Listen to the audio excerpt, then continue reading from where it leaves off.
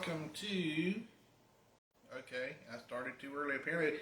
Good morning and welcome to Wake Up American Ministries. And we, it's February the 5th. Can you believe it already?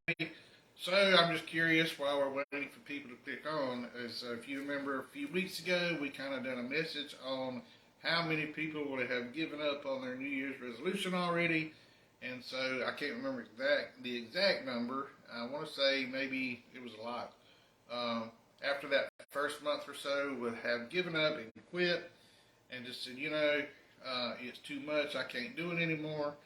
But for those of you that have remained diligent, maybe some of you are going to the gym more often, and some have lost weight, and some have made a commitment to go to church more often. Maybe you're still with that, and if you've given up already, hey, you know what?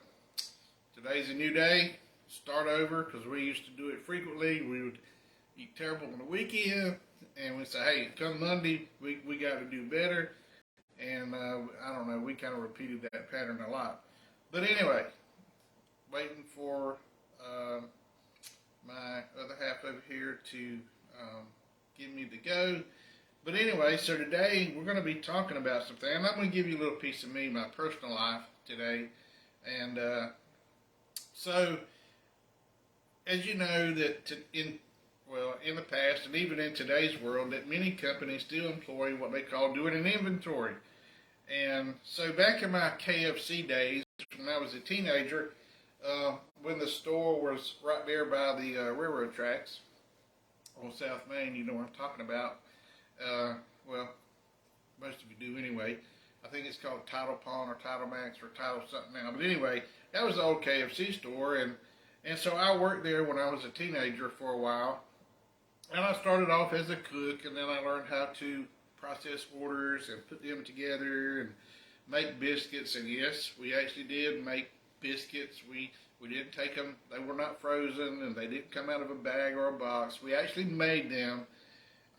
And then I learned how to make coleslaw and mashed potatoes and the gravy and all that stuff. The only thing we really didn't make was the desserts and the baked beans. But anyway, and then there was a guy there, and I'm not going to call his name, but he liked for me to work on Sunday between the hours of 1 and 5 normally. And then what he would do was every Sunday they would take inventory. Because this was back before, we had I guess inventory computers and such things like that. And so if things were slow enough, then he would give me a list, and he would send me out to the storage building in the back, and he would say, go out there and take the inventory of what's in the storage building.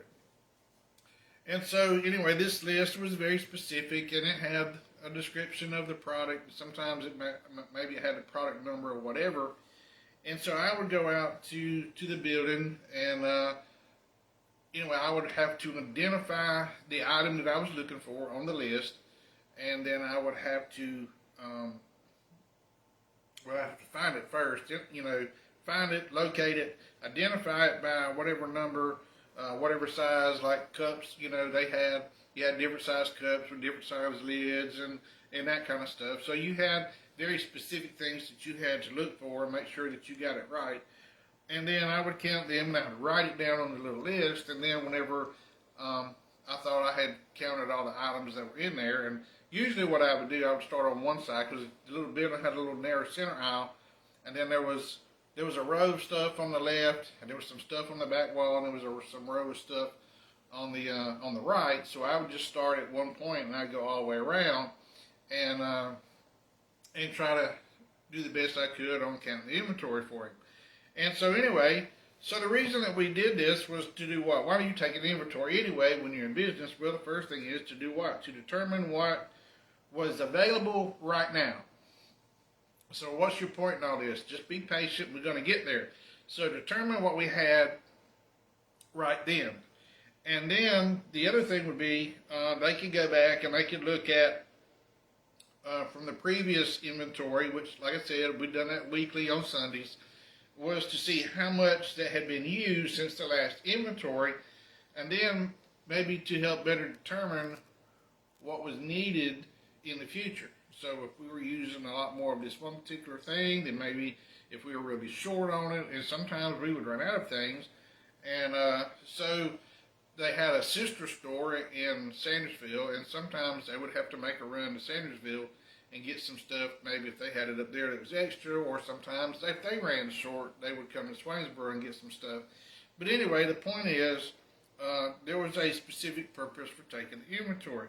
Now we know that today, like if you shop at Walmart and you have the app, or you go to Lowe's or some of these places like this, that now with smartphones and these kind of things, that if you want a particular item, a lot of times you can go in there and you can put in the little search thing, the item that you're looking for, and if you're lucky, it'll tell you what aisle it's on, and it'll tell you if they actually have it in stock.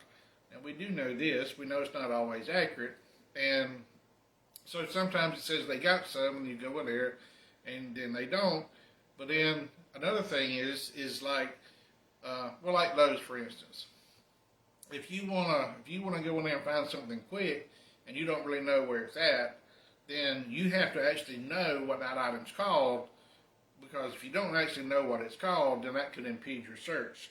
So what has all of that got to do with anything? And so, well, my point is this, because we're getting to, what about personal lives? What about taking inventory in our personal lives? And how often do we do that? And then whenever we do it, what do we do with the information that we have gleaned from our inventory? And so, what do you mean? Well, for instance, this. It says, and this is what I wrote down, how often do we take time to reflect or take inventory on who we have become versus who we thought we would be? Or have I achieved the goals that I set forth versus am I still trying to achieve those goals that I set forth, or have I just completely abandoned my plan? And maybe some have asked this question: where am I going from here? Or what are my priorities in life? And you know, hopefully, and most of us probably do this, that you thought you would be at a particular point in life at a certain age. Like, for instance, I'll share another personal thing with you. When I was in high school, and you know, I thought I knew more than what I actually did. And some of y'all can shake your head yes, because we've all been there, right? That my goal was I was going to get my business degree, and by the time I was about 30-ish, I was going to be a millionaire, and by, say, 35-ish or so, I was going to be living the good life and sitting on my duff at home or doing whatever I was going to be doing and living it up. Well, for those of you that know me, I'm 57 years old, 57 and a half almost. Yeah, I am 57 and a half. I'm not a millionaire, and yes, I am retired now, but not really because it's something I chose, but because life chose me, and retirement chose me, I guess you might say. But anyway, but no, didn't make millionaire status. So the goal that I had, which was very ambitious, I guess you might say, but not really realistic, because, you know, if we were all millionaires, then I guess nobody would work, right?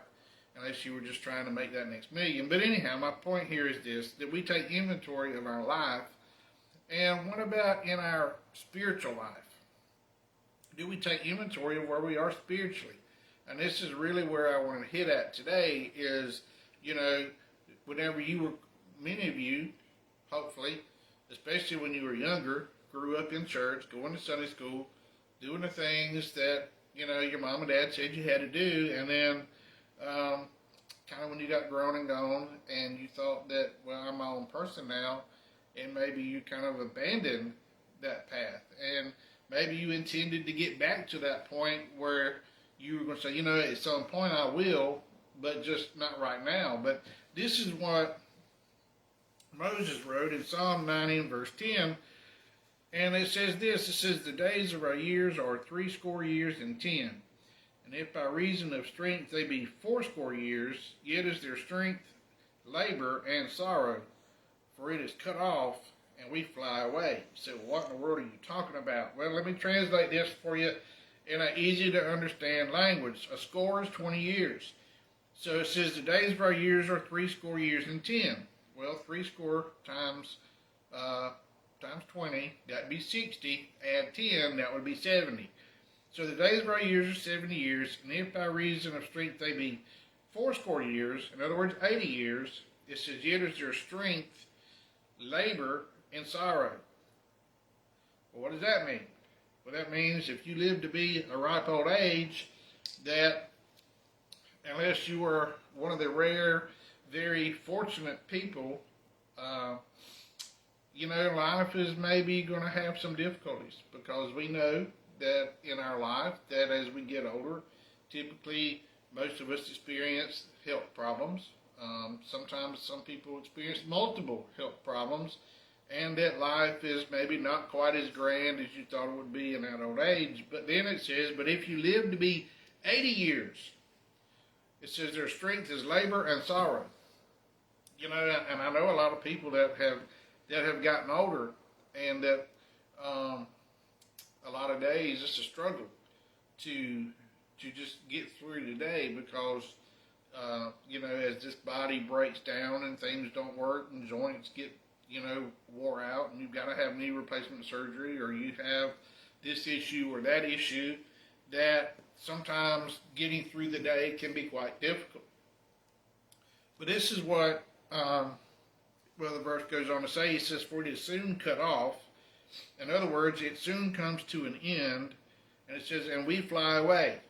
And we fly away means that we leave this earth and we go to that eternal place, whether it's heaven or whether it's hell.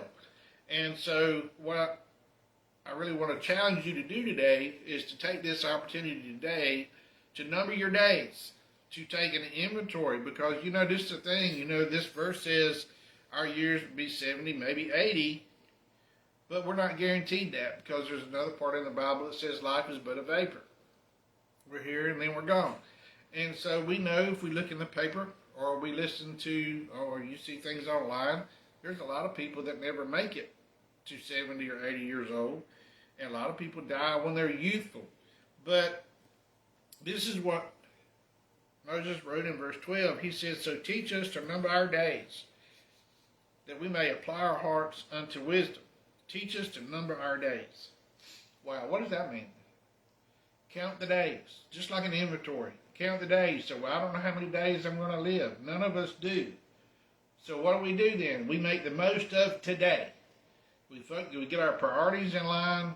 We take inventory of where we are. We make adjustments.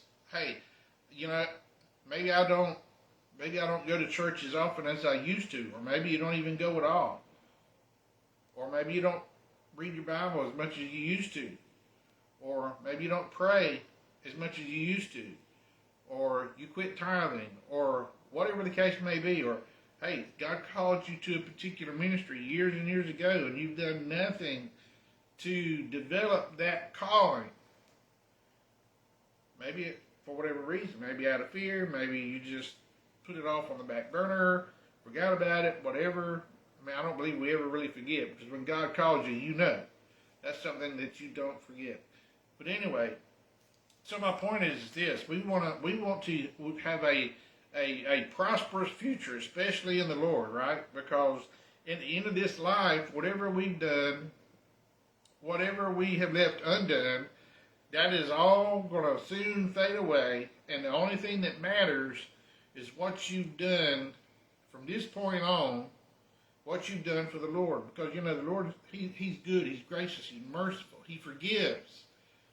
So you say, well, maybe I haven't been the Christian that I used to be, but you can be.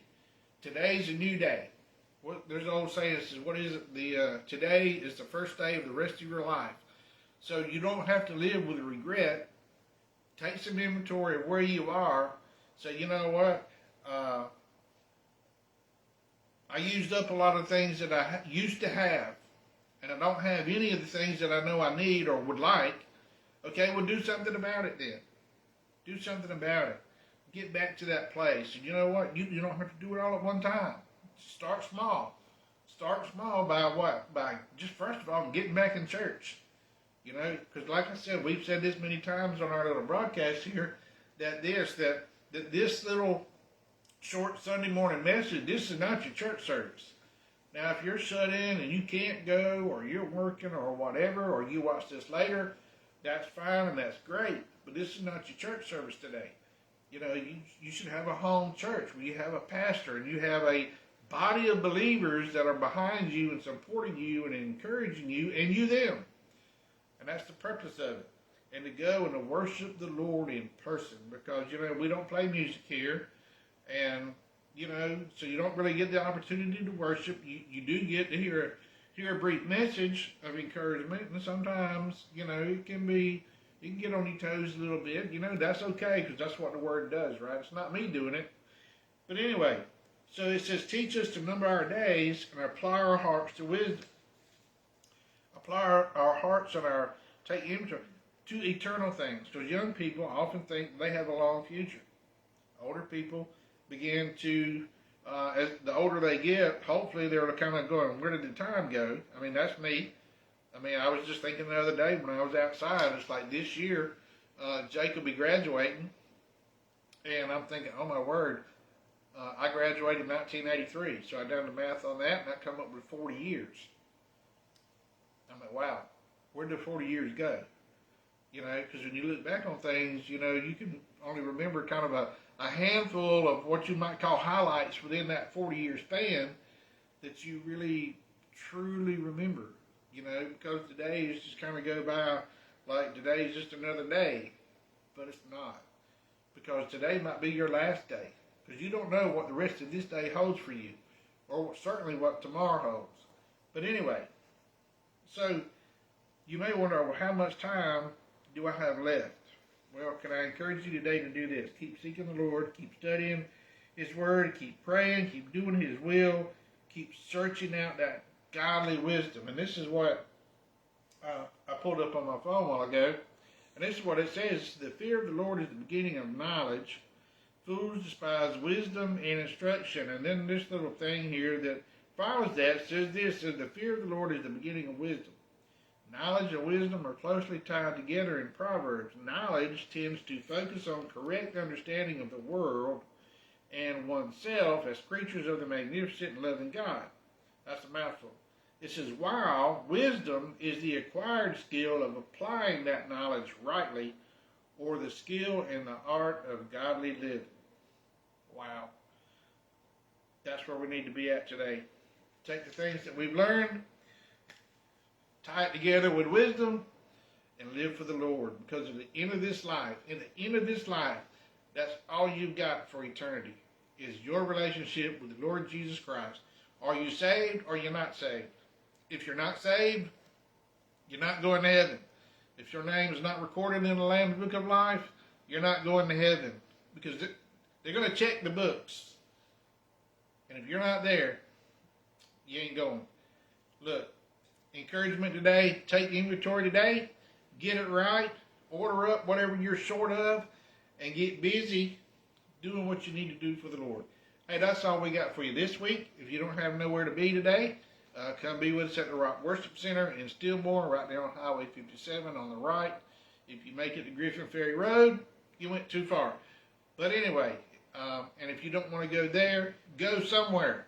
We want to encourage you to get back to that place in the Lord where you need to be. Hey, and if you are in that right place for the Lord, stay there, okay? Anyway, that's all we have for you this week. Number your days. We thank you. We love you. Please share. And Lord willing, we'll see you next week.